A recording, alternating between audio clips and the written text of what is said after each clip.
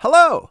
My name is Miles Pitwell, I'm a professional magician, and since I spent time on social media channels, I have noticed some very important things that are still being done wrong by many magicians out there.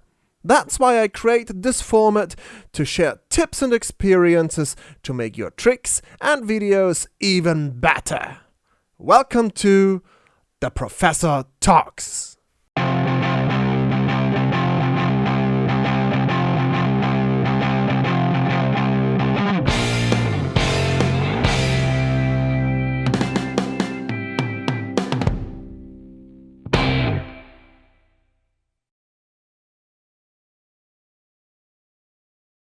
Hi, it's me again, your professor, and I welcome you back after a long time to another episode of The Professor Talks.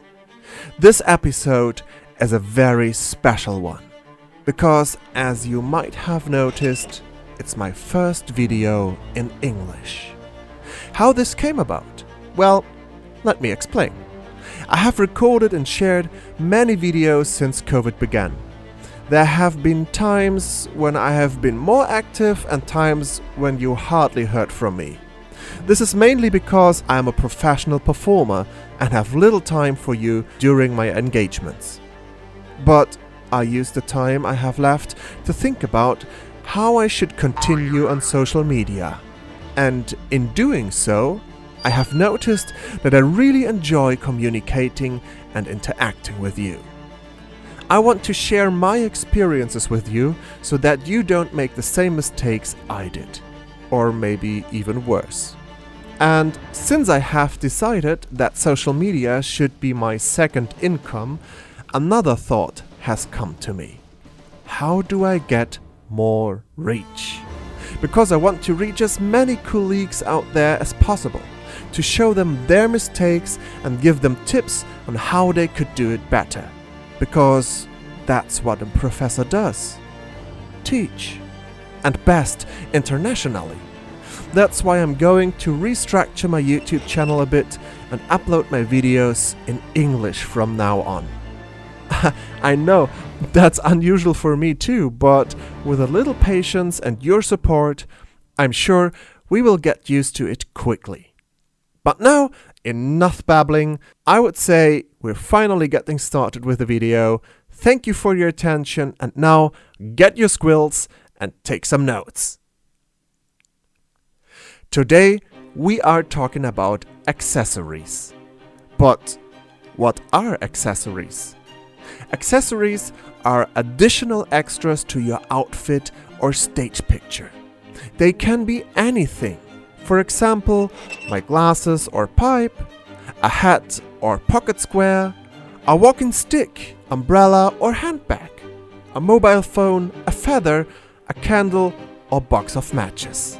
Items that allow you to perform certain actions, make your situation more interesting, and inspire you to invent new effects.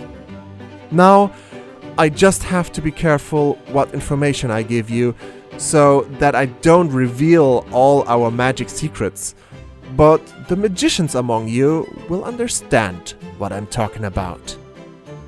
Let's assume that you don't use any accessories and that you don't have any props, such as a table, on stage during your show. Then you are on your own and have more concentrated image, but also less possibilities. We all know that we can't really do magic, but as magicians, we have to get the objects we want to make appear from somewhere. And somewhere, we also have to get rid of the things after they have disappeared. There are many possibilities and methods, but when you are limited in what you can do and you're on stage without any accessories, you have to use difficult methods and do unnatural movements. You have to turn unnecessarily sideways. Your distraction is weakened because the audience only has to pay attention to you. You can be less creative and will have difficulty finding completely new effects. This means that your magic will be weaker, especially if you don't have mastered your basics yet.